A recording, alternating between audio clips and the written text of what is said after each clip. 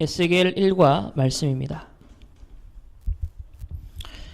제목은 위기 속에서 정체성을 찾은 에스겔입니다.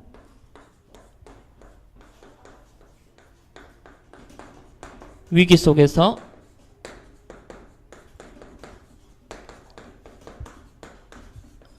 정체성을 찾은 에스겔. 벌써 이때쯤이면 언제를 배경으로 하고 있습니까? 바벨론의 포로가 될 것이다 라는 그 예언의 말씀이 실제로 성취되어서 바벨론의 포로로 가 있는 그 상황에서 하나님이 이제 에스겔에게 특별히 임하게 되어졌어요. 그래서 계속 3월, 4월 예레미야 애가 말씀, 또 그 전에는 이사야 말씀, 계속 배경이 어떤 배경이에요? 그 바벨론의 포로로 되어 갈 것이다. 또 포로가 이제 되어서 이 에스겔 선지자가 어떻게 역할을 했고, 또 다음 달에는 우리가 잘 아는 다니엘입니다. 이 다니엘을 통해서 하나님께서 바벨론에서 어떻게 영광을 회복하셨는지, 또 복음을 드러내셨는가, 계속 그런 렘넌트들의 활약상들을 계속 우리가 살펴볼 건데요. 먼저 서론적으로 좀 말씀을 나누겠습니다. 제가 아랫겐가 영화를 한 편 다운받아서 봤어요. 그 밤에 다운을 하나 봤는데, 그 영화 제목이 독수리 에디라는 거였어요. 그래서 기회가 되면은 인터넷에서 찾아서 한번 보시면 좋을 것 같습니다. 그 줄거리는 이렇습니다. 영국에 실제로 이제 스키 점프 선수였던 이 마이클 에드워즈를 실화로 해서 그를 바탕으로 한 영화예요. 근데 이 사람이 어릴 때 다리에 이렇게 장애를 갖고 있었습니다. 그런데 어떤 한 책을 선물 받으면서 그 책에 올림픽 영웅들에 대한 이야기였어요. 그래서 자기가 꿈을 꾸기를, 다리가 나오면 자기는 저 올림픽 선수로 난 나갈 거야. 자기는 지금 어린아이인데 다리에 장애가 있어요. 그런데 꿈이 올림픽 선수로 나가는 거예요. 말도 안 되는, 현실적으로는 말도 안 되는 얘기죠. 근데 실화입니다. 그래서 이 사람이 이제 다리가 조금 괜찮아지고 또 재활 운동도 하고 이렇게 해서 이제 영국 스키 국가대표 선발전에 도전을 하는데 당연히 되겠습니까? 그러니까 안 되겠죠. 그러니까 아예 도전조차 선발전에서 당연히 탈락을 했습니다. 그러다가 그는 이제 자포자기를 꿈을 접고 있다가 그의 눈에 탁 들어온 종목이 있습니다. 그게 뭐냐면 바로 스키, 비슷하지만 다른 스키 점프였어요. 그래서 거기에 확 꽂혀가지고 자기는 이제 스키 점프 선수가 되겠다. 언약을 잡고 도전을 한 겁니다. 그렇지만 주위 사람들, 부모님이나 주위 사람들은 어떻게 생각할까요? 당연히 미친 짓이고 희망도 없고 소망도 없고 당연히 비난하고 비웃고 이런 분위기였어요. 그래서 일단 막무가내로 무작정 독일에 있는 스키 점프 연습장, 훈련장으로 달려갑니다. 근데 거기에서 이제 계속 문을 두드리니까요. 하나님, 이게 보통 불신자들도 보면은 뭔가 찾아다니니까는 이제 이게 만남이 이루어지나 봐요. 그래서 거기서 미국의 전설적인 바로 그 스키점프 선수를 그곳에서 만나게 되어집니다. 그러면서 이 사람과의 만남의 축복을 통해 가지고 결국은 편견과 그 비웃음을 뒤집고 대스타가 되어져요. 물론 금메달 땄느냐 그게 아니라 누가 봐도 말도 안 되는 실력을 가지고 말도 안 되는 수준을 가지고 올림픽에 출전해서 그것도 당당하게 도전을 하는 거예요.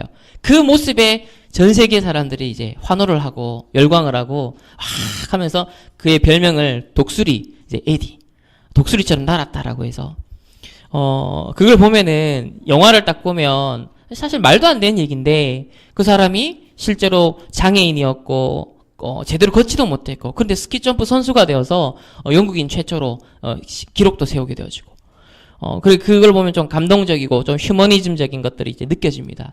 어쨌든 불신자들도 이런 뭐랄까요, 불가능한 상황에서 도전을 하고 또 그것을 극복하고 해내는 그런 모습을 볼 때, 야, 대단하다, 참 감동이 있다, 우리 그렇게 느끼거든요.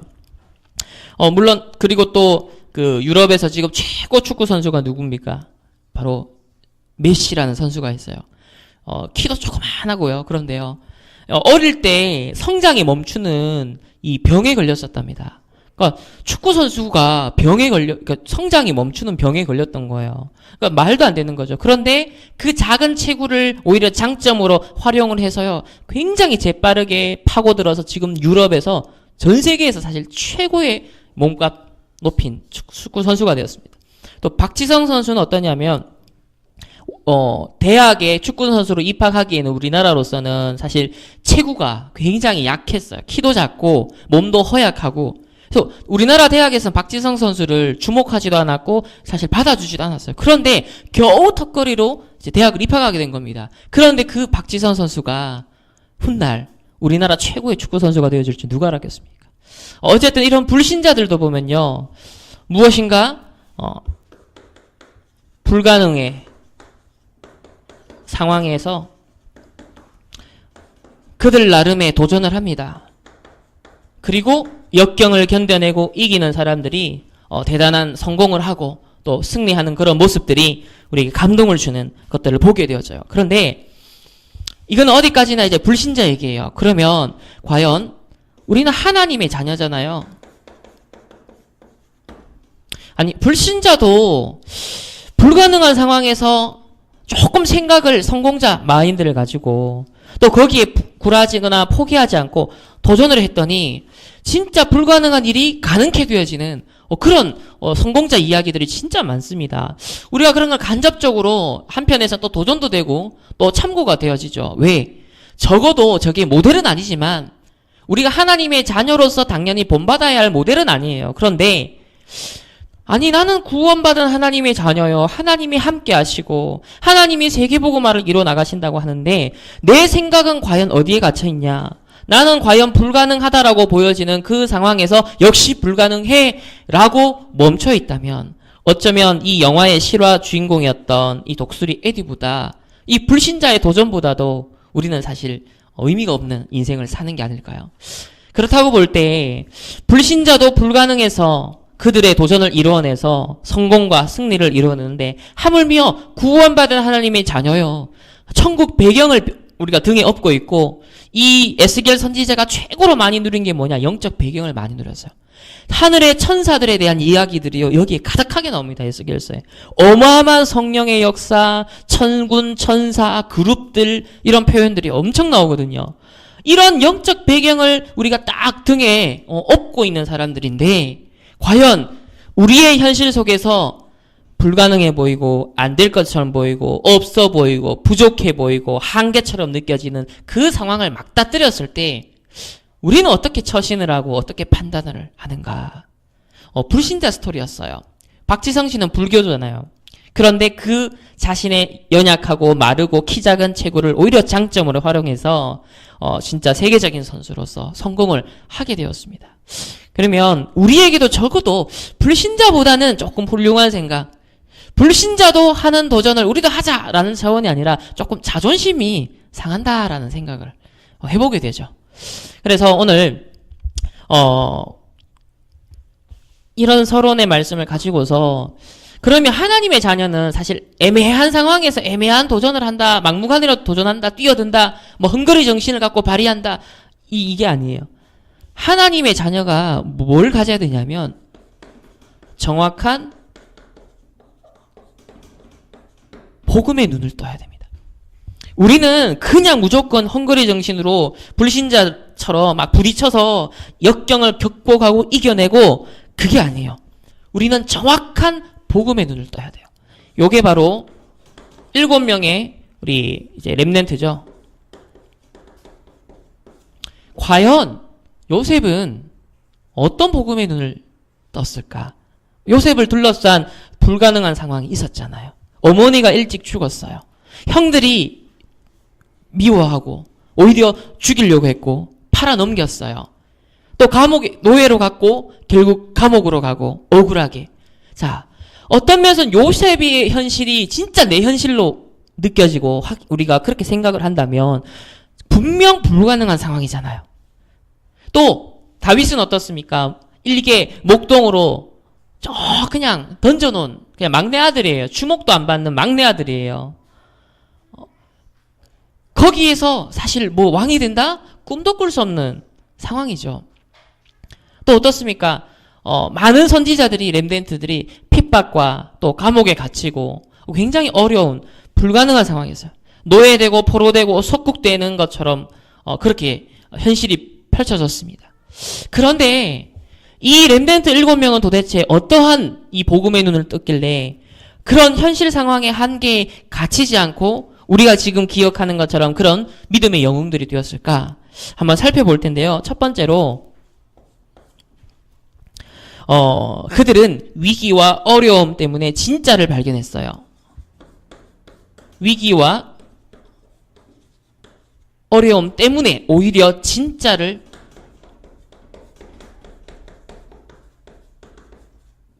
발견하는 기회가 되었습니다. 류 목사님이 이단에 누명을 쓰고 핍박을 받으면서 오히려 제자가 남게 되어졌고, 정말 이 다락방 성경적인 전도운동이 이게 발견되어지고 발전이 되어지고 지금 렘넌트까지 일어나게 되어졌어요.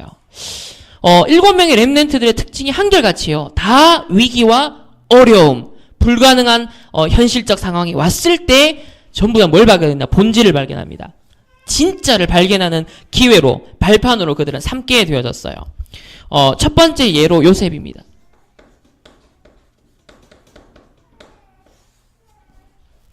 아까 말씀드린 것처럼 어머니가 돌아가셨을 때 뭘 누리는 기회로 삼았냐면 임마누엘을 누리고 찾아내는 기회가 되었죠. 왜? 일단 외로움.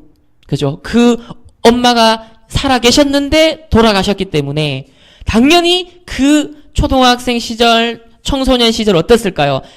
굉장히 외로웠을 거예요. 굉장히 상처가 됐을 거예요. 감정적으로 어떤 면에서 많은 타격을 입고 성격에도 장애가 있을 수 있는 그런 요셉일 수 있습니다. 그런데 그날의 외로움은 뭐예요?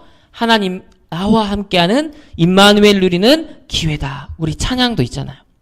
요셉은 오히려 그 외로움의 상황을 임마누엘의 빔을 찾아 누리는 시간표로 그는 누렸습니다. 또 형들에게 시기 질투, 그래서 노예로 팔려갔습니다. 그런데 그 노예로 팔려갔을 때 아마 우리 같으면, 저 같으면 어떻게 하면 이 노예 생활 끝낼까? 어떻게 하면 좋은 기회를 봐서 내가 여기서 탈출할 것인가? 어떻게 하면 이 직장에서 내가 벗어나서 다른 데로 옮기지? 요즘 청년들이 조금만 힘들고 어려워도요, 그걸 돌파해 나가는 정신력이 없으니까 어땠냐면 금방 이직을 해버려요. 그거는 엘리트고 아니고 떠나서 조금만 힘들어도 에이 더 좋은 직장 내가 찾아, 저 인간 안 본다 하면서 꼬라지 못 본다면서 금방 이직을 해버려요. 이런 상황들이거든요.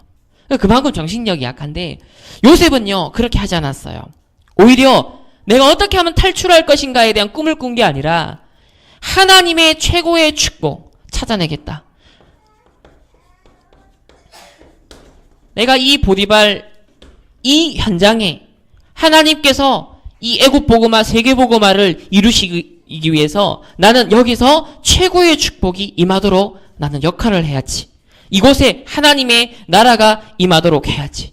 진짜 하나님 함께하는 것 가지고 내 청소하고 걸레질하고 이렇게 해야지.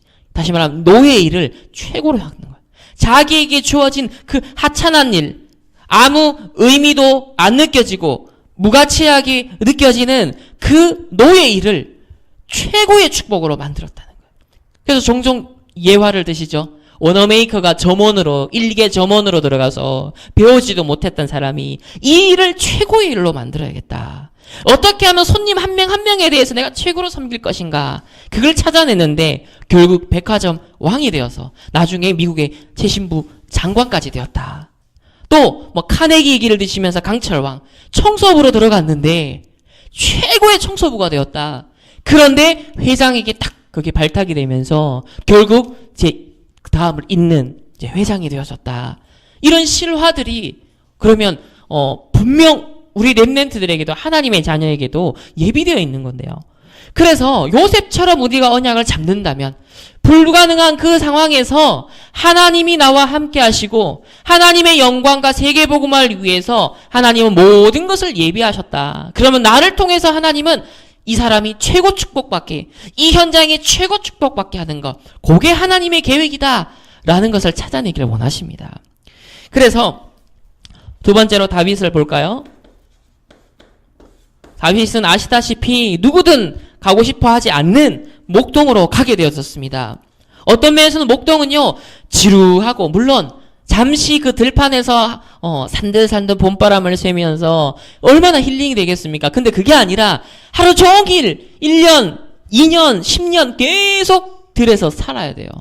맨날 이제 양 돌보고 이 동물들을 돌보아야 되는 거예요. 그러니까 가면 지루하고 힘들다라고 착각이 되는 그의 현장이었습니다. 그런데 요새 다윗은 뭘 했냐면 거기서 어마어마하게 주어진 시간을 말씀을 묵상하게 되었어요.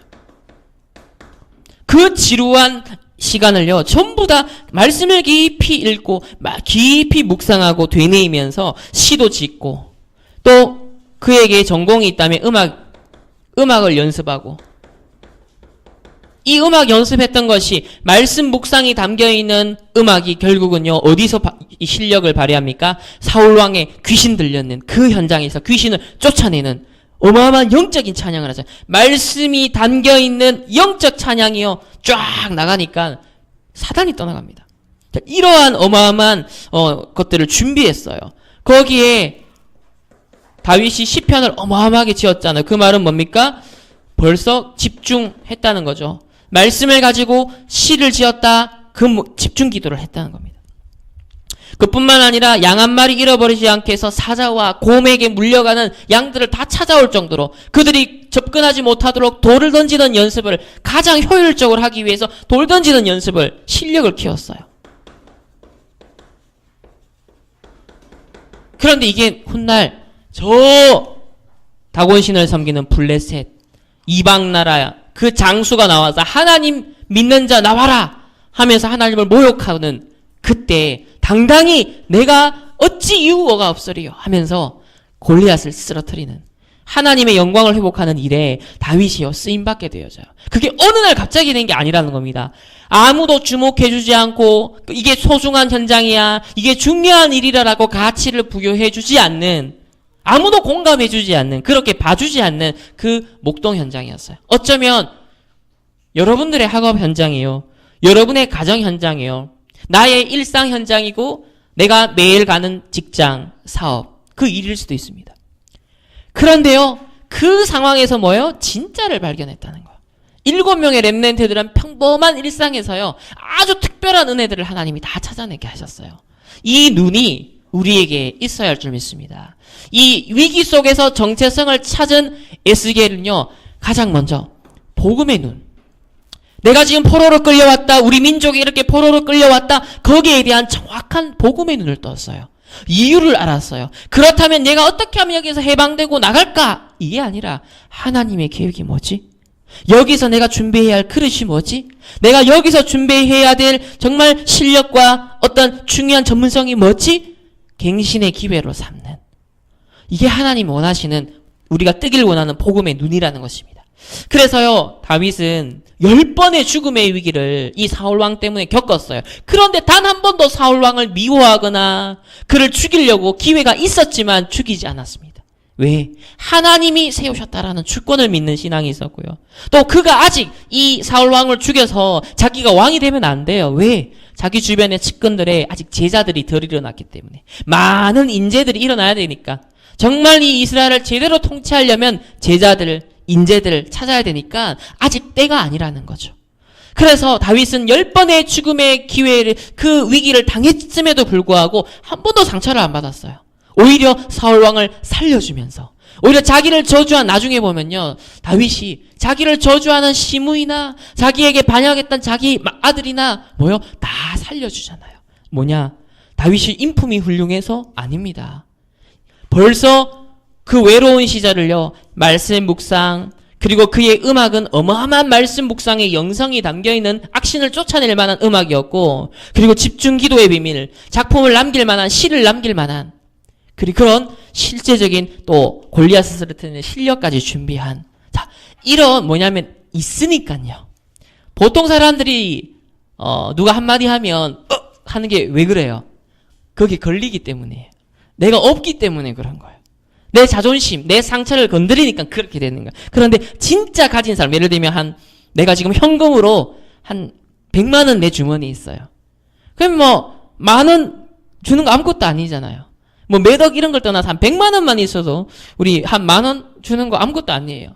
그럼 진짜 것을 가지면. 근데 내가 유 목사님 그때 일본에 갔는데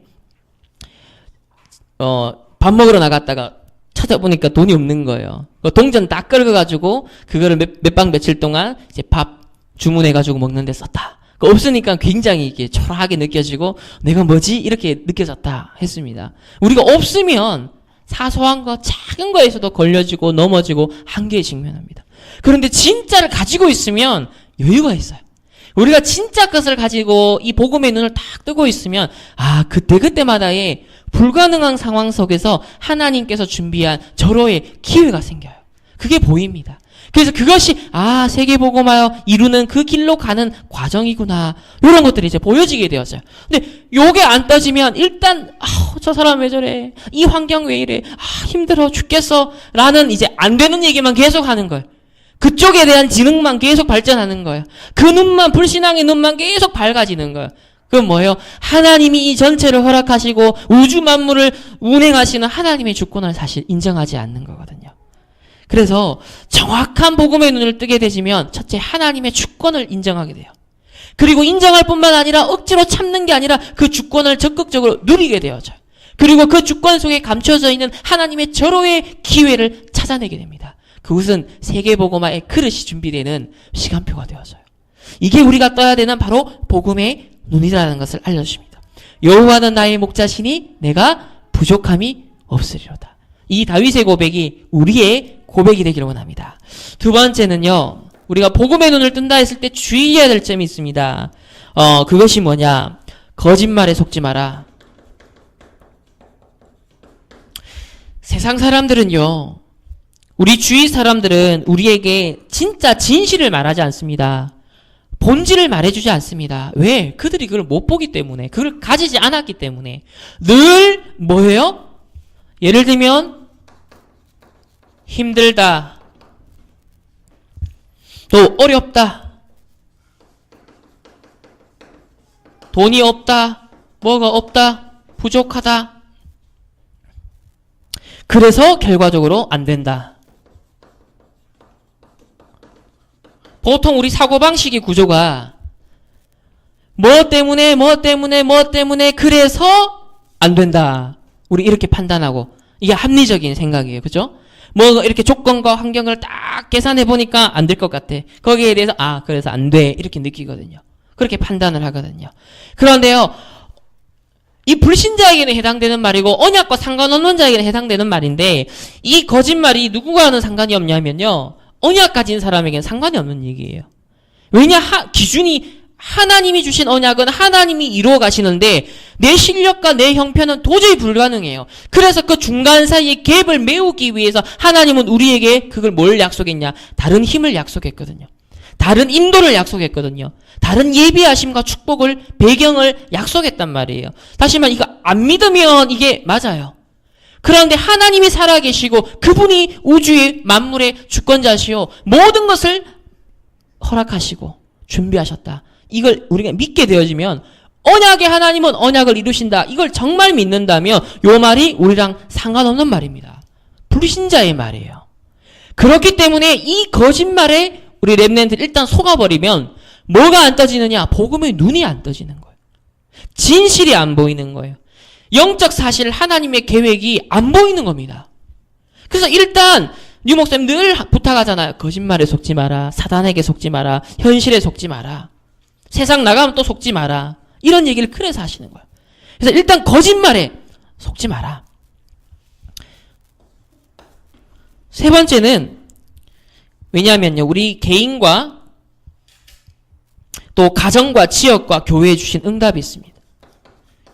개인과 가정과 우리 교회와 지역, 하나님이 주시는 응답이 분명히 예비가 되어 있어요. 약속이 되어 있어요. 어떻게 해요? 예를 들면 우리 교회는 보니까 좀 작아요. 우리 작은 교회구나. 그래서 보통은 힘들다, 어렵다, 없다, 안 된다. 그죠? 일꾼에 대한 것, 경제에 대한 것, 우리가 지역 복음화를 위해서 어떻게 해야 될까? 우리 렘넌트 사역을 위해서 어떻게 해야 될까? 우리는 안 된다, 결국은 이렇게 생각을 해요.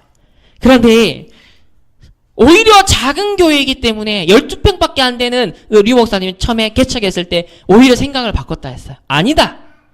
하나님이 여기 역사하시면 된다. 이 영도 전체를 하나님 우리에게 주셨다. 아, 내가 말씀운동 현장에서 펴야겠다. 언약을 잡으셨다 했어요. 우리 지금 충만교회는 어떤 면에서는 100명이 넘어갔다 하면 사실 하기 힘든 부분인데 하나님께서 감사하게도 우리 교회가 그 이상을 넘지 않게 해서 지금 무엇에 집중 가능하냐면 전 교인과 전 렘넌트들로 하여금 실제로 사도행전 1장 1절, 3절, 8절 언약 잡고 14절 오로지 기도에 들어가니라. 오로지 기도에 힘쓰니라. 라는 이 집중을 실제로 경험하고 도전하고 실현할 수 있는 그게 우리 교회 전체의 뼈대가 되게 할 수 있는 절호의 기회가 생겼어요. 이 시기가 지나고 나면 이제 안 되겠죠. 그래서 우리 작은 교회다. 아, 그러면 정말 제대로 초대교회 같은 시작을 할 기회다. 정말 오직 그리스도 하나님 나라 성령 충만 언약 잡고 진짜 여기에 오직 해보는, 여기에 집중해보는, 야, 여기에 내 인생을 한번 걸어보는 이것을 우리 모든 교인들이, 렘넌트들이 언약으로 잡고 도전할 수 있는 기회라는 거예요. 혹 여러분에게 이제 가정 현장, 답답한 가정 환경이 있습니까? 요때는 숨은 그릇을 준비할 기회를 했어요. 이게 막 대단한 그릇이 아니라 가정에서 이런저런 갈등과 부딪히는 게 있잖아요. 그런데 거기 조그마한 그릇을 준비하는 거예요. 조금씩 그릇을 갱신하는 거예요. 근데 그 작은 갱신이 어마어마한 세계복음화의 발판, 미천이 되어줍니다. 그래서 우리 렘넌트들 답답한 가정 환경이 있습니까? 나는 하나님께서 나를 영적 지도자로서의 숨은 그릇을 준비하는 과정이야, 기회야 라고 고백하면서 복음의 눈으로, 믿음의 눈으로 나의 가정, 나의 부모님을 보시길 바랍니다. 혹 여러분이 어려운 한계에 직면한 학업을 하고 있습니까? 어렵다, 힘들다, 안 된다, 쉽게 포기하지 마세요. 하나님이 내게 쥐어주신 전공이고 하나님이 이번에 이 학기에 수업을 듣게 했다면 하나님의 계획과 이유가 있지 않겠냐. 그렇다면 나는 최선만 다할 뿐이다. 나는 여기에 최선만 다할 뿐이다. 하나님 내게 힘을 주세요.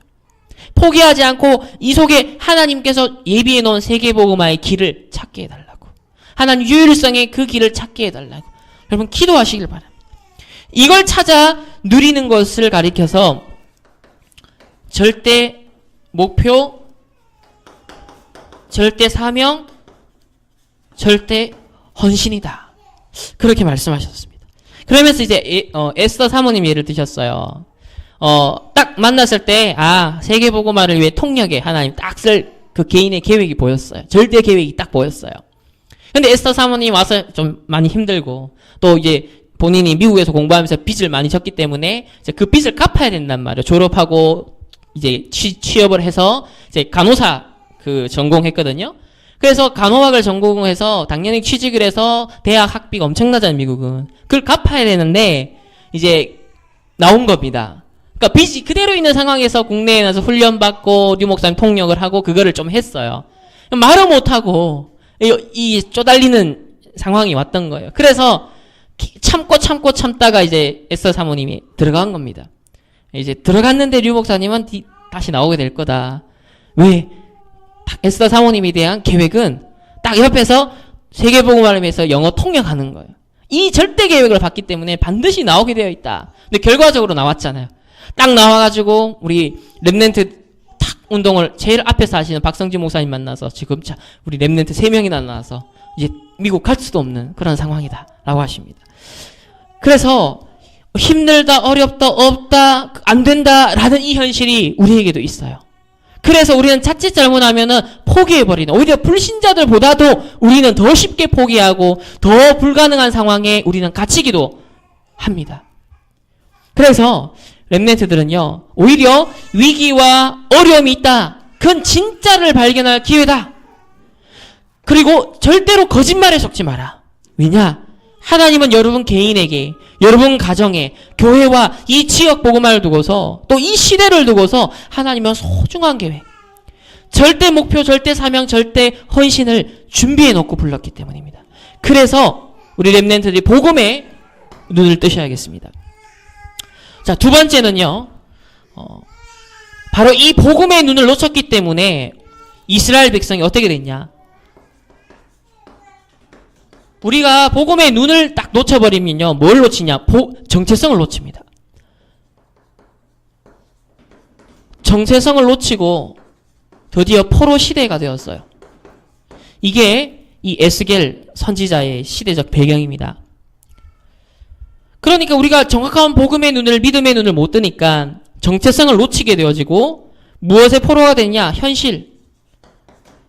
현실의 포로가 되는 거예요. 주로 의식주,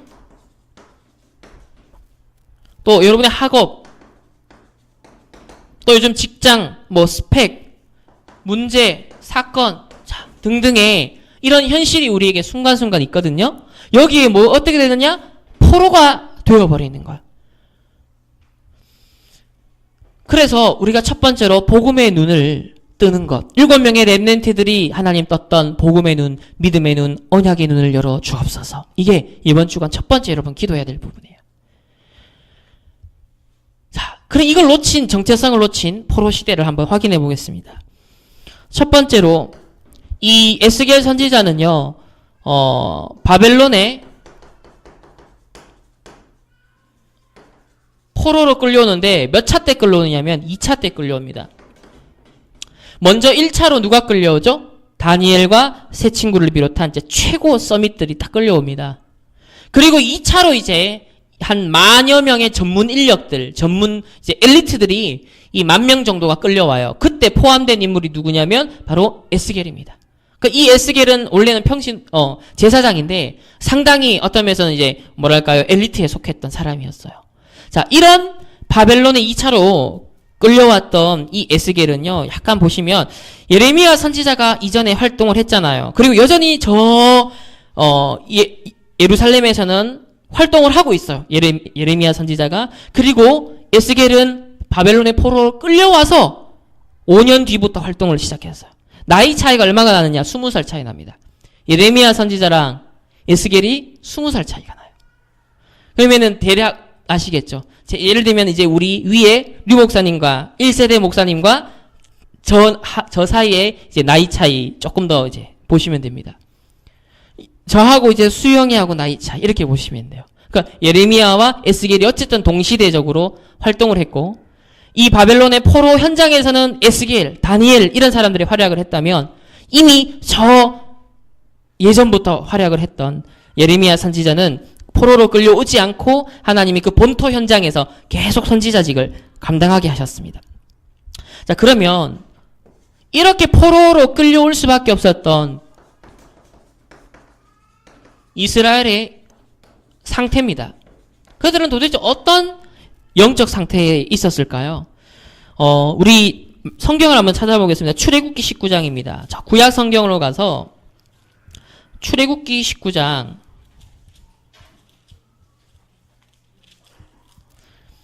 우리 5절 6절 말씀입니다.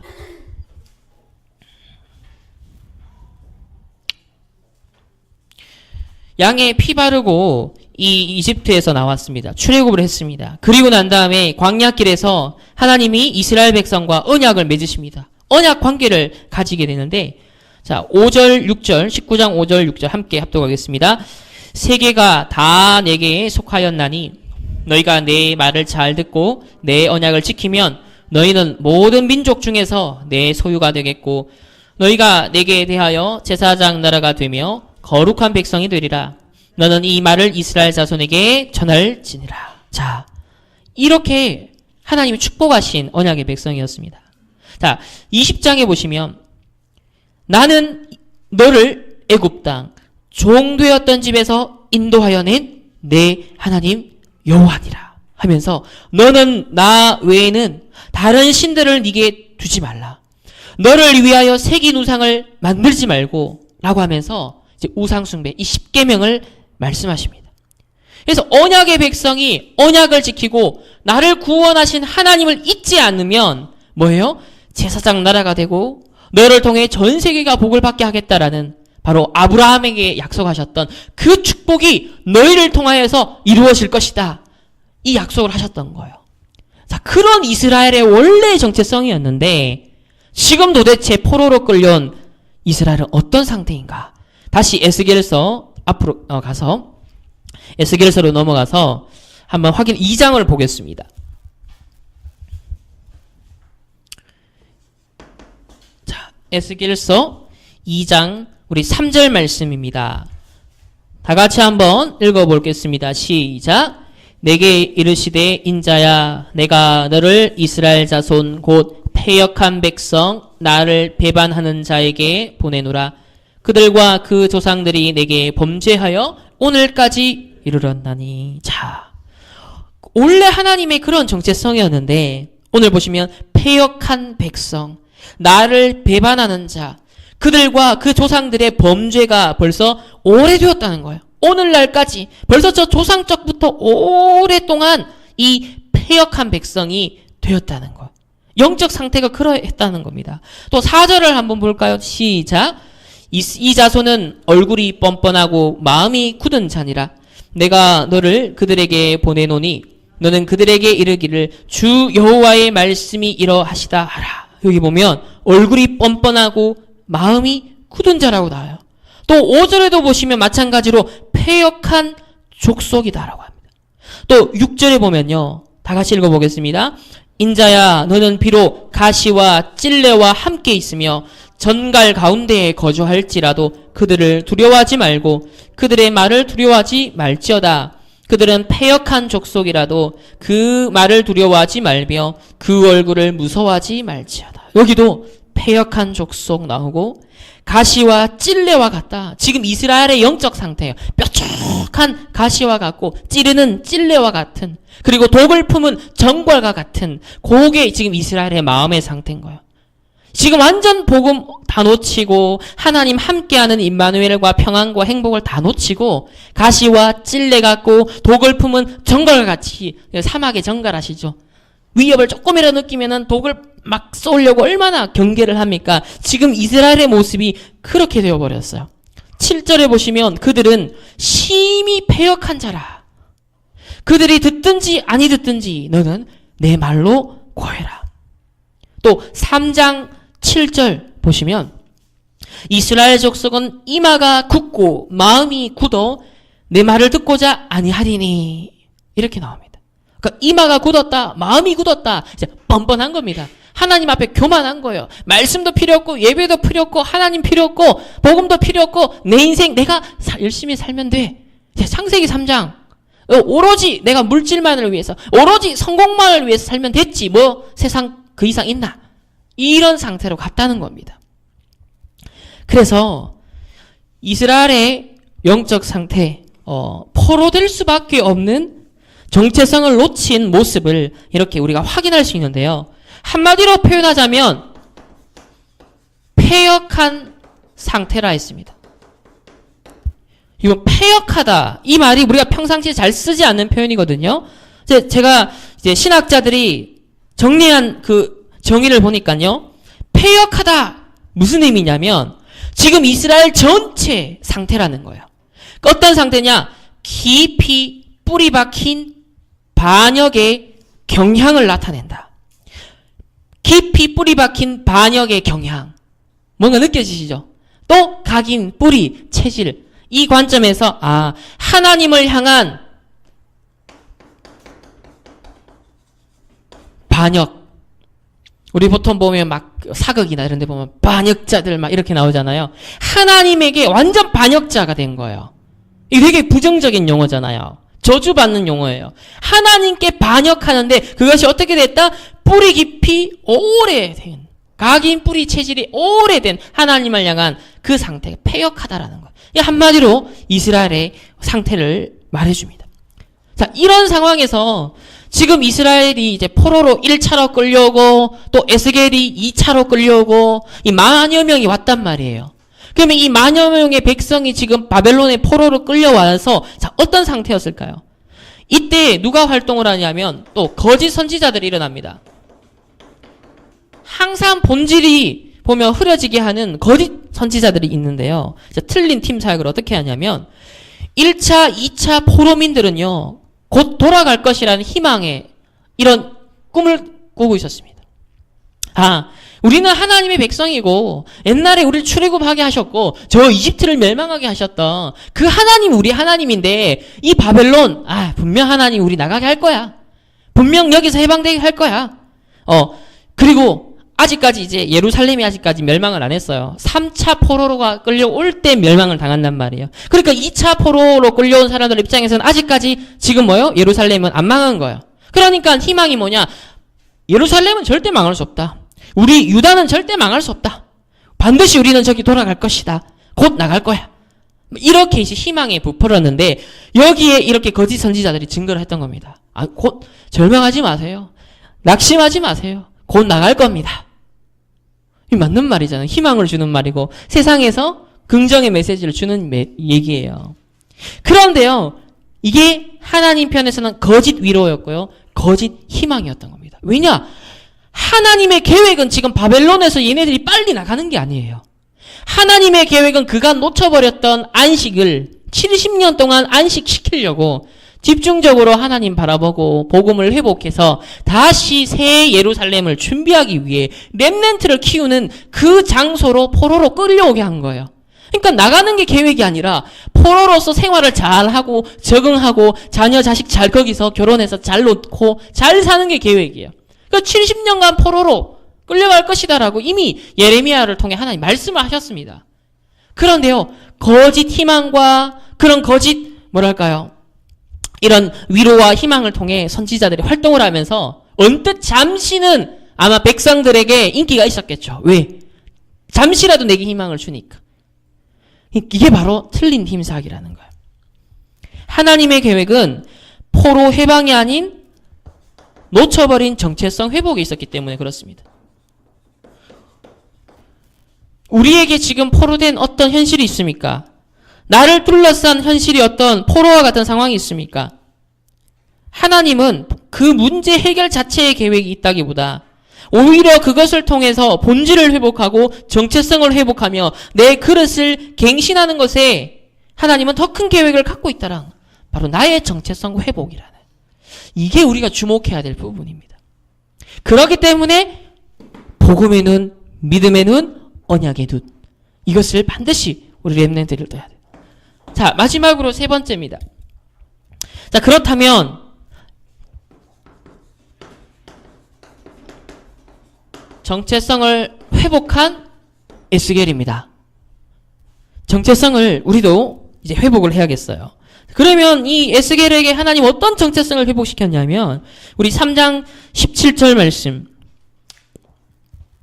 3장 우리 17절 말씀 다시 한번 읽어보겠습니다. 시작.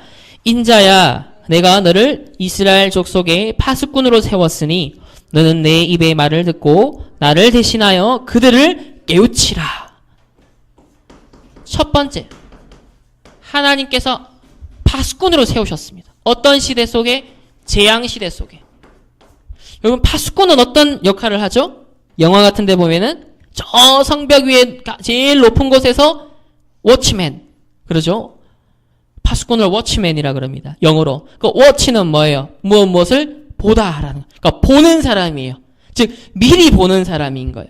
미리 저 높은 데서 적군이 쳐들어오고 있구나라는 걸 최대한 신속히 보고 알려서 대비시키는 사람이 파수꾼입니다.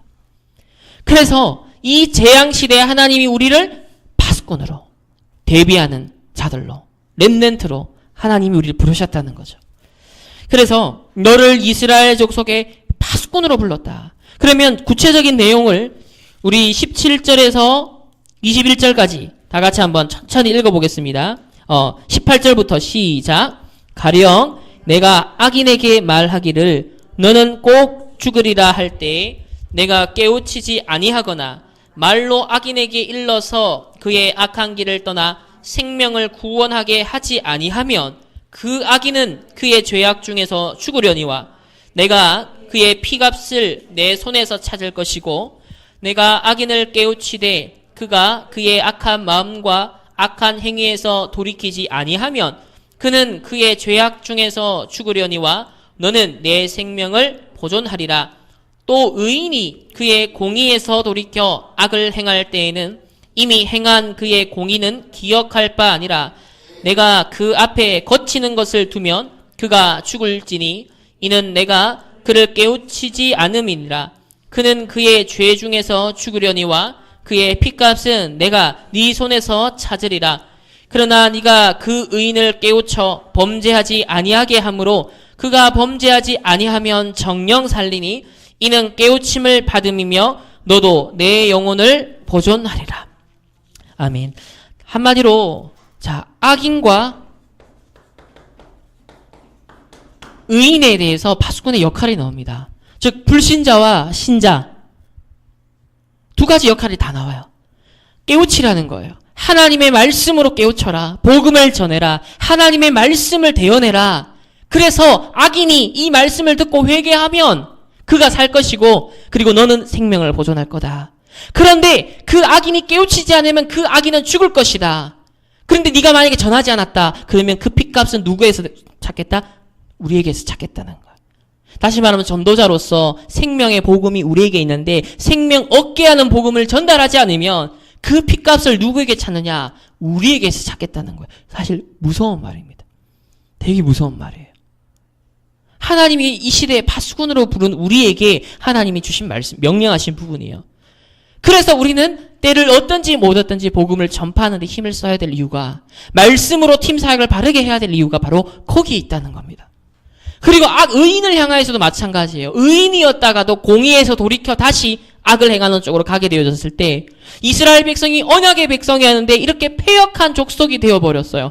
그래서 말씀을 대언해라. 그랬을 때 들으면 살고 니도 산다. 그러나 네가 이 말씀 안 전하면 그는 원래 그 죄 때문에 죽겠지만 너도 핏값을 네 손에서 찾겠다. 무서운 얘기를 하십니다. 이게 이제 이 시대에 파수꾼으로 부름받은 우리들이 이렇게 두렵고 떨리는 마음으로 이 복음의 소중함을 내가 찾아내고 전달하는 이 사명을 우리가 회복해야겠습니다. 자, 두 번째는요. 그러면 이러한 재앙 시대에 하나님의 말씀을 대언할 파수꾼을 하나님 우리를 세웠다고 했는데 두 번째 말씀 구체적으로 말씀 포럼자로 하나님이 우리를 세우셨습니다. 우리 2장 4절 말씀을 보시면 얼굴이 뻔뻔하고 마음이 굳은 자인데 이스라엘 백성이요 그들에게 뭘 하라? 너는 그들에게 이르기를 주 여호와의 말씀이 이러하시다 하라. 표현을 잘 보세요. 주 여호와의 말씀이 이러하시다 하라. 하나님의 말씀에 이러이러하다. 강단 말씀에 이러이러하다. 이번 주 렘넌트 메시지에 이러이러하다라고 대언하고 전해라. 네 말하는 게 아니고 네 경험 말하는 게 아니라 네 기준을 말하는 게 아니라 하나님의 말씀이 이번 주간 이랬는데 이걸 말해라는 거예요. 그리고 5절에도 보시면 패역한 족속이라 그들이 듣든지 아니 듣든지 그들 가운데 선지자가 있음을 알게 해라는 거예요. 우리 렘넌트들이 듣든지 안 듣든지 하나님의 말씀을 계속 심부름하는 파수꾼이 있다라는 것을 기억하게 해라는 겁니다. 또 7절에도 보시면요. 심히 패역한 자라 그들이 듣든지 아니 듣든지 너는 내 말을 고할지라. 하나님의 말씀을 고해라는 겁니다. 듣든지 아니 듣든지. 3장 4절로 넘어가시면 그가 또 내게 이르시되 인자야 이스라엘 족속에 가서 내 말로 그들에게 고하라. 즉 하나님의 말씀을 대언하라고 하십니다. 또 11절로 보면 사로잡힌 내 민족에게로 가서 그들이 듣든지 아니 듣든지 그들에게 고하여 이르기를 주 여호와의 말씀이 이러하시다 하라. 또 3장 27절에도 보시면 그들에게 이르기를 주 여호와의 말씀이 이러하시다 하라. 들을 자는 들을 것이요 듣기 싫어하는 자는 듣지 아니하리니 그들은 반역하는 족속이라. 듣든지 아니 듣든지 하나님의 말씀이 이러하시다. 이번 주간에 강단을 통해 이 말씀을 하나님이 성취하시기로 우리에게 약속하셨다. 우리가 해야 될 건요 말씀 포럼자입니다. 이 말씀 전달하는 사람이에요. 자, 세 번째가 더 중요합니다. 그러면 단순히 앵무새처럼 기계처럼 나는 하나님의 말씀은 이거야 이거야라고 우리가 아무 느낌도 없이 아무 감정도 없이 말씀을 그럼 그렇게 포럼하고 전달하나 그게 아닙니다. 먼저 말씀을 먹는 자가 돼야 돼요. 오늘 에스겔 선지자에게 하나님은요, 먼저 2장 8절을 보십시오.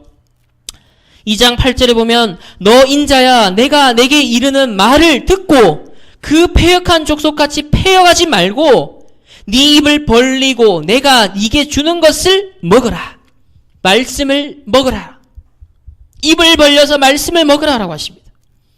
3장 1절에는요, 더 노골적으로 인자야 너는 발견한 것, 즉 두루마리 말씀, 너는 이 두루마리를 먹고 가서 이스라엘 족속에게 말하라. 얼마나 직접적인 표현입니까? 두루마리가 뭐예요? 양 피지에다가 글을 쓴 거란 말이에요.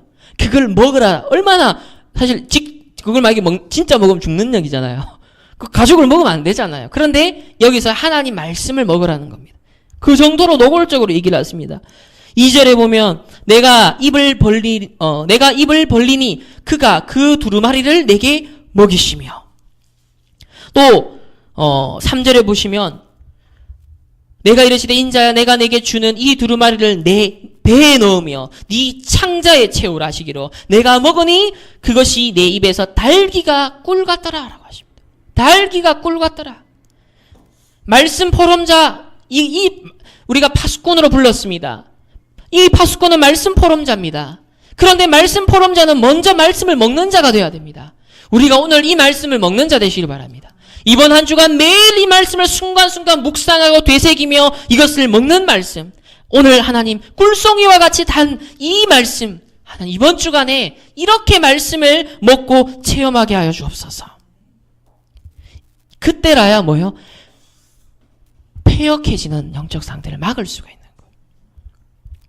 우리가 말씀 없이 하루, 이틀, 1년 계속 가보세요. 어떻게 돼요? 마음이 굳고 얼굴이 굳고 패역해지기 시작합니다.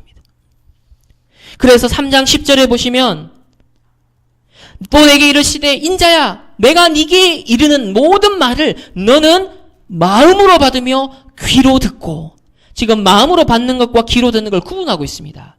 많은 사람들이 말씀을 듣지도 않습니다.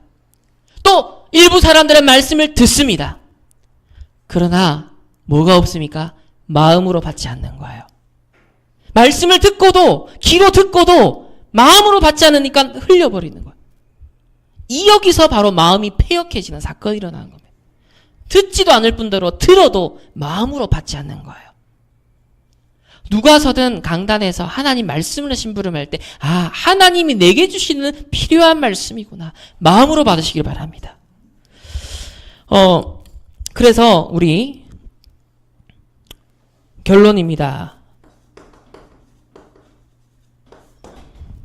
오늘 우리 파수꾼으로 불렀다 했습니다. 말씀 포럼자로 불렀다 했습니다. 말씀을 먹는 자로 불렀다 했습니다. 자, 이 파수꾼의 작은 실천입니다.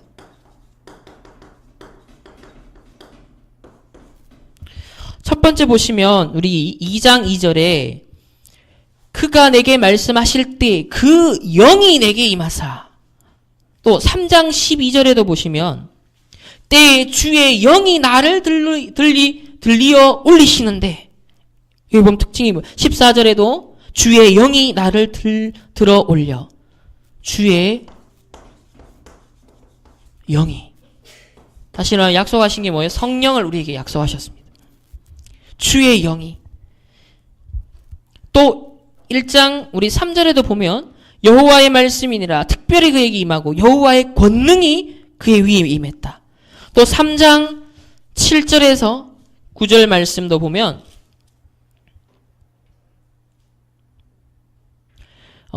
이스라엘 족속이 이마가 굳고 마음이 굳었어요. 그러니까는 이 에스겔 선지자의 말, 하나님의 말씀을 듣지 않으려고 했어요. 그러니까 하나님이 힘을 주십니다. 뭐냐? 내가 그들의 얼굴을 마주 보도록 네 얼굴을 굳게 하겠고 그들의 이마를 마주 보도록 내 이마를 굳게 하였으되 네 이마가 화석보다 굳은 금강석같이 하였으니 그들이 비록 반역하는 족속이라도 두려워하지 말며 그들의 얼굴을 무서워하지 말라. 막 그들이 얼마나 강팍하고 딱딱하고 무서운 얼굴이고 마음이었는지 쪼는 겁니다. 보기도 힘든 거예요. 근데 하나님이 오히려 더 마음을 굳게 하시고 더 얼굴을 굳게 하셔서 용기를 주셨다는 거예요. 힘을 주셨다는 거예요. 현장의 사람들이 아무리 패역하다 할지라도 아무리 강팍하다 할지라도 그들의 마음이 아무리 굳다 할지라도 하나님은요 우리에게 그걸 이길 수 있고 그것을 어떤 면에서 인내할 수 있고 오히려 하나님의 중요한 계획을 찾아 누릴 수 있는 다른 힘을 주신다는 겁니다. 우리의 마음을 더 굳게 하신다는 거예요. 그것 때문에 상처받지 아니하고 오히려 하나님의 절호의 기회를 찾을 만큼의 마음의 힘을 얻게 하신다는 겁니다. 그래서 이렇게 성령이 역사했고 다른 힘을 부어주셨는데 중요한 건 이거죠. 그가 힘을 얻는 장소가 있었습니다. 그게 바로 에스겔에 나오는 그발 강가입니다. 이 에스겔 전체에 보면은 에스겔의 활동 무대가 어디냐면 그발 강가예요. 에스겔의 집 근처에 있었는데요. 주로 강, 산 이런 데가 뭐요? 집중하기 좋죠. 기도하기 좋은 장소입니다. 예수님도 그러하셨어요. 이 에스겔의 비밀은 다른 데 있지 않았습니다. 바로 3장 23절에 보시면 내가 일어나 들로 나아가니 여호와의 영광이 거기에 머물렀는데 내가 전에 그발 강가에서 보던 영광과 같은지라. 뭘 봤어요? 하나님의 영광을 보는 시간이 있었습니다. 빛을 보는 시간이 있었어요. 하나님의 영광을 보는 시간이 우리의 기도 시간이고 복음에 집중하는 시간이지 않습니까? 이런 그발 강가를 이번 주간 구체적 실천으로서 찾아내시기 바랍니다.